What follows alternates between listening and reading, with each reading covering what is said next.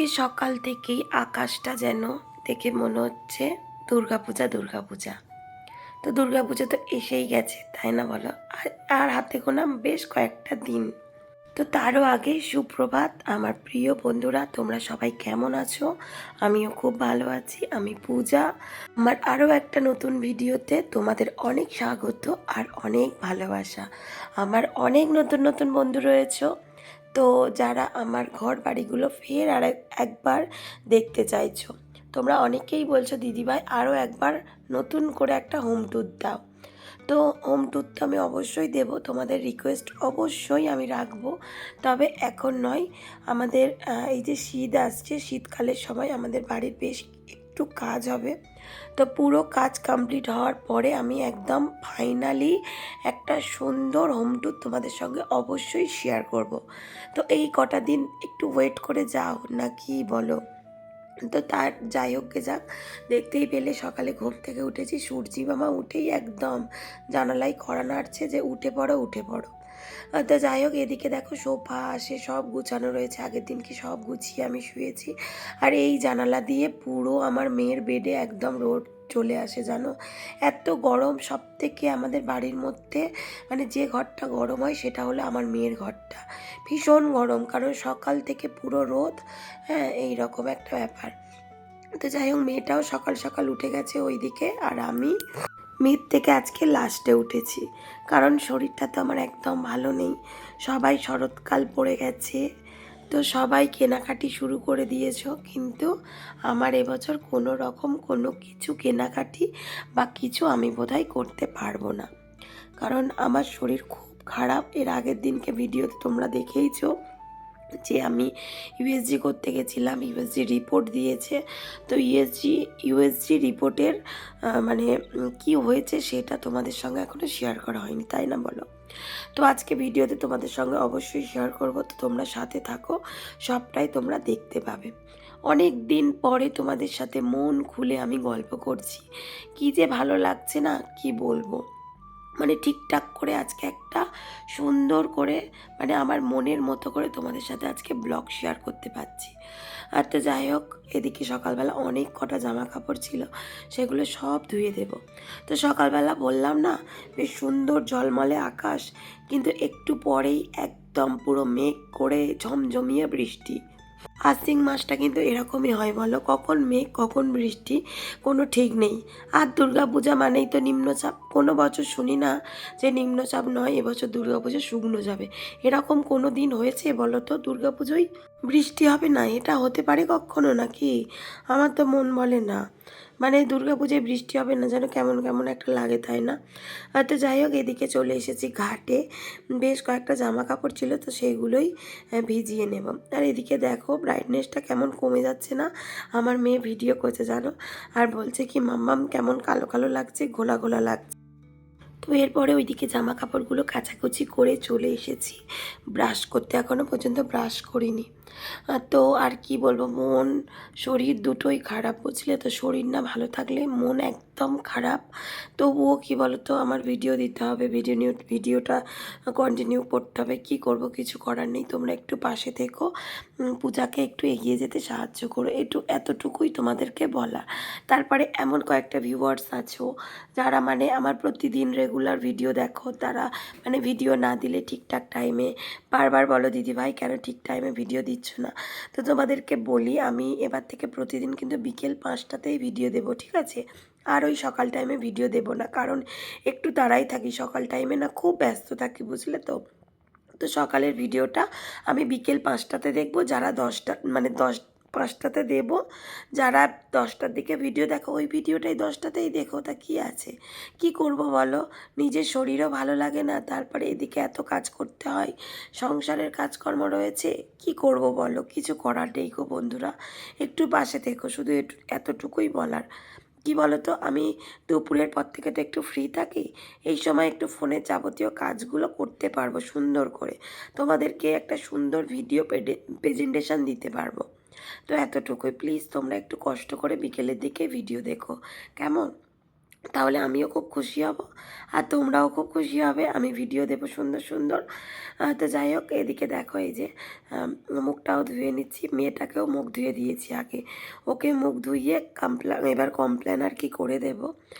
তো কি বলতো, এই যে একে ধুয়ে মুখটারও যা অবস্থা, পুরো পেদনির মতো দেখতে হয়ে গেছে, একদম ভাল লাগছে না। হ্যাঁ, তারপরে এই ভিডিও আমার একদম মনে হচ্ছে না ঠিকঠাক করে ভিডিও করি, বারবার করে মুখে ফেস ওয়াশ দিচ্ছি, মনে হচ্ছে কি কী করলে যেন মুখটা আবার আগের মতো হবে। কেন যে পুরী গেছিলাম, যখন পুরীতে ছিলাম তখন ঠিক ছিলাম, যখন পুরী থেকে বাড়ি এলাম তখন এই অবস্থা, পুরো হনুমানের মতো দেখতে হয়ে গেছি। তোমরা হাসছো? হ্যাঁ গো বন্ধুরা, সত্যি বলছি, একদম ভালো লাগছে না জানো। তো যাই হোক, চলো মেয়েটার এবার খাবার দাবার করে নিই, মুখটা তো ধোয়াই হয়েই গেল, মেয়েটার এবার খাবার জন্য বসে আছে জানো তো।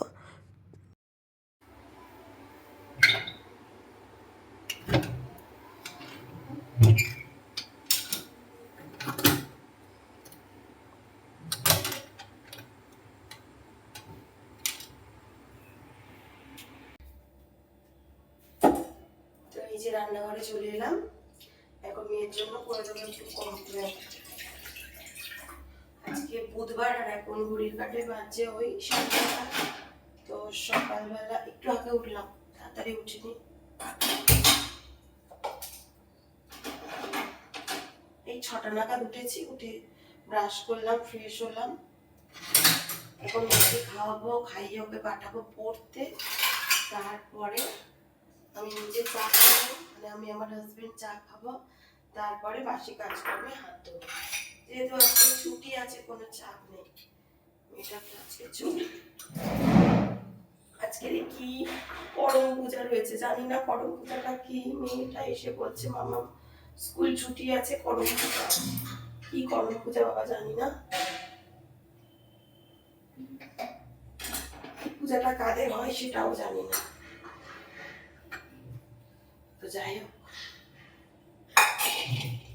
আমার মেয়ে তো বলতে পারছে না যে করম পূজা, ও বলছে গরম পূজা, জানো, হাসি পাবে ওর কথা শুনলে। আমি বলছি শোনাই কি পূজা রয়েছে, বলছে আজকে গরম পূজা আছে, ওই জন্য আমাদের স্কুল ছুটি দিয়েছে। হাসি পাবে ওদের কথা শুনলে, বাচ্চা মানুষদের, বুঝলে তো। তো যাই হোক, মেয়েটাকেও খাইয়ে দেবো আর নিজেও চা করে নেব, চা খাবো, কারণ গলার কন্ডিশন দেখতে পাচ্ছ তো খুব খারাপ, বুঝলে, গলাটা পুরো মানে একদম গেছে। এই যে আর আমার মেয়ে একদম নর্মাল কমপ্লেনটাই খায়, তোমরা জানো আর কি। তো আজকে বলছে মামা তুমি একটু খাইয়ে দাও, তো যে কারণে ওকে খাইয়ে দেবো।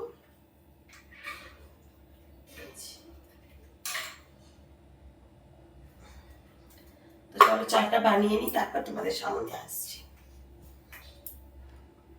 এই যে চা ফুটে গেছে, যাচ্ছি দাঁড়াও, চা ফুটে গেছে। এবারে না আমাদের মানে লুচা নিয়ে এসেছিল, তো তেমন না লিকার আমি ঠিক পাচ্ছি না, বুঝলে তো, আমরা তো এখন চা খাই। ও দিচ্ছি চলো, দিচ্ছি চলো, মেয়েটার পায়ের যন্ত্রণা হচ্ছে বুঝলে, তো আমি এইভাবে না ঠিক চা ঝাঁকতে পারি না জানো, চাটা ঝেঁকে নিই। ওদিকে আবার মেয়েটার হচ্ছে পায়ের যন্ত্রণা, বারবার করে ডাকছে। তো দেখো এই যে মেয়ের জন্য করেছি কমপ্লেন আর আমাদের জন্য করেছি চা। সকালবেলা চা না খেয়ে তো থাকতে পারি না, সেটা তোমরা জানোই, এটা নতুন কিছু নয়। তো এই যে কাজকর্মগুলো করলাম, এই যে 2 বালতি কেচেছি, করছে সব ঢপ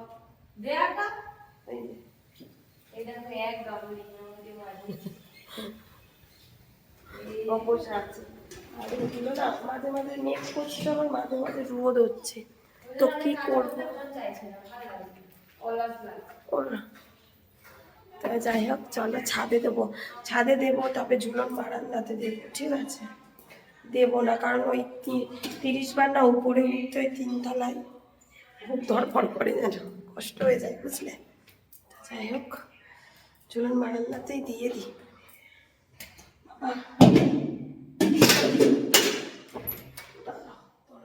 খুলি, এই যে উপরের ঘর তোর আজকে সব মুছেছি, কারণ তো মেয়ের ছুটি। ওই যে কি করম পূজা না কি পূজা আছে বললাম না, তো সব এই যে খদ্দরগুলো সব পরিষ্কার করে নিয়েছি। ঝুলন বারান্দাতে না খুব হাওয়া, বুঝলে, খুব হাওয়া থাকলে সারাদিন থাকলে শুকিয়ে যাবে একদম। মেঘ করছে, কি করি বলো তো, এই বুঝলে আবার রয়েছে, আবার ওই দেখো ওই দিকটাতে মেঘ করেছে, দেখতে পাচ্ছ? ওই যে ওই দিকটাতে করবো বলো? এই দেখো অনেক ভাড়া টাঙানো আছে, বুঝলে, এই যে দেখো অনেক ভাড়া টাঙানো আছে, তো এখানেই দিয়ে দিই, নাহলে দিতে 2-3 বার করে না দিতে ভালো লাগে না। মুখটার যা অবস্থা, আমার ফোনে বেশ ভালো ট্যান উঠে গেছে, ওইটা ওটা সেটা মেখে মেখে ও ট্যান তুলে দিয়েছে, কিন্তু আমি তো আর মাখিনি। তো যাই হোক উঠে যাবে, আর কি করব। তারপর আজকে বিকেলবেলা আবার যাবো ডাক্তারখানায়, বুঝলে, কি হয় না হয় সব তো তোমাদেরকে জানাবো, জানিয়ে দেবো, ঠিক আছে? দাঁড়াও জামা কাপড়গুলো সব মেলে দিই। তো দেখো আজকের রান্না এখানে নিয়ে এসেছে এই যে ভাগন মাছ, অনেকটা বড় দেখছো, এখানে হয়েছে 8 পিস হয়েছে, ঠিক আছে। তারপরে এখানে নিয়ে এসেছে সমুদ্র কাঁকড়া, একটাই নিয়ে এনেছে, দেখ কত বড়, এটা কিন্তু একটাই কাঁকড়া রয়েছে, কিন্তু কত বড়, এটা আমার মেয়ে খাবে আর আমার হাজবেন্ড খাবে, ঠিক আছে, আর এই মাছটা আমরা খাবো। তো আর কি 4 পিস রান্না করবো, 4 পিস রেখে দেবো তুলে, সবটা করব না। তো কন্টেনার বের করি, এই যে এই কন্টেনারে করে রেখে দেবো, এই কন্টেনারে করে ফ্রিজে ঢুকিয়ে দেবো। এদিকে কড়াই বসিয়ে দিয়েছি আর এদিকে ভাতও বসিয়ে দিয়েছি, ঠিক আছে। তো চলো মাছগুলো আগে তুলে রাখি, কারণ এত মাছ তো খেতে পারবো না একসঙ্গে। একটা মুড়ো রাখি, আমি মুড়োই খাই, তো আমি মুড়ো খাবো। আর এই 4 পিস, ঠিক আছে, 6 জন লোক, 2 জন খাবে কাঁকড়া আর 2 জন খাবে, সরি 4 জন খাবে মাছ। যাই হোক চলো, ওদিকে কড়াই যে গরম হয়ে গেছে, লঙ্কা হলুদ এই যে নুন লঙ্কা মাখিয়ে নিই। আমি যখন কাঁকড়ার তরকারি করি না, কাঁকড়াটাও কিন্তু হালকা করে ভেজে নিই, বুঝলে, তাহলে কাঁকড়ার যে একটা গন্ধ থাকে না, সেই গন্ধটা কেটে যায়। এই যে চিমনিটা চালালাম, এবারে তো আওয়াজ হবে, যাই হোক তেল দি কড়াই। এই ফোন মারছে রে কার?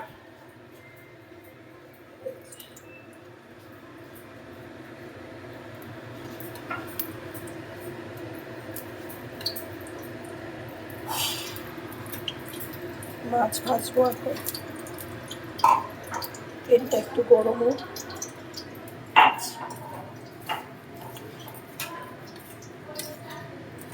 মাছটা অনেকটা বড়, আর এই মাছটা না কতটা যে পার্সে মাছ হয়, পার্সে মাছের মতো দেখতে, বুঝলে, পার্সে মাছের মতো হয় আর কি দেখতে। যাই হোক, ওই একটা মাছ বেছে, ওটা কাটা পোনা, ঠিক আছে, ওটা আমার বোন খাবে। তো যাই হোক খুন্তিটা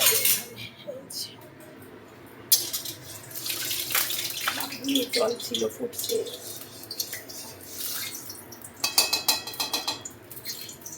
মাছগুলো তাহলে এক করে দিয়ে দিই। তো অনেকেই আছো দেখবে মাছ আর কি তেলের মধ্যে ছাড়তে ভয় লাগে বা তেল ঠিকরে আসে, তো তোমরা না কি করবে বলো তো, এই যে দেখো খুন্তির মধ্যে এইভাবে নেবে, তুলবে, ঠিক আছে, এইভাবে আস্তে আস্তে তুলে আর ঠিক এইভাবে দিয়ে দেবে, দিলে কি বলো তো তেলও একটু ঠিকরে আসবে না, আর ভয়ও লাগবে না একদম যে তেলে হাত রেখে যাবে, এইরকম ভয় লাগবে না, এইভাবে মাছ দেবে তেলে। তো এই যে দেখো এখন বেরিয়েছি, নাচের ক্লাস আছে, আর দেখো কি করে যাই তা কি জানি, মেয়েটাকে ওই যে মেয়েটাকে কোলে নিয়ে, আর খুচরো পয়সা দেবে আমাকে, কি আওয়াজ হলো? তো ওই যে ও যাতে, এই তো পড়ে গেলে সবাই মিলে পড়ে যাবো বন্ধুরা, ঠিক আছে, কারণ আমি একটু পড়ে যাই দুমদার। দেখ উল্টো পাল্টা বৃষ্টিটা হচ্ছে, একবার এইদিক একবার ওই দিক, দেখো দেখো দেখছো, আজকে সারা দিন বৃষ্টি, সারা দিন। আর আমাদের রাস্তার তো মানে কি বলবো, বৃষ্টি হলে একদম পুরো যা তা হাল হয়ে যায়, যাওয়ার উপায় থাকে না, পুরো কাদা। এবার দেখো জল উঠে যাচ্ছে, এই দেখো দেখছো পুরো জল উঠে যাচ্ছে, এবার এইখানে খুব মুশকিল হয়ে যায়, মেয়েটা তো যেতে পারে না, পুরো ওকে কোলে করে নিয়ে যেতে হয়। তো এখনো পর্যন্ত ভিডিওটা পোস্ট করিনি, এসে পোস্ট করে দেবো, রাতের দিকে করবো, একটু উল্টো পাল্টা টাইমে দেখি দিই ভিডিও, কারণ ঠিকঠাক ভিউজ আসছে না আগের মতো। তো চলো যাই এই বৃষ্টিতেই। নাচের ক্লাস থেকে ডাইরেক্ট গিয়েছিলাম ডাক্তারখানায়, ঠিক আছে।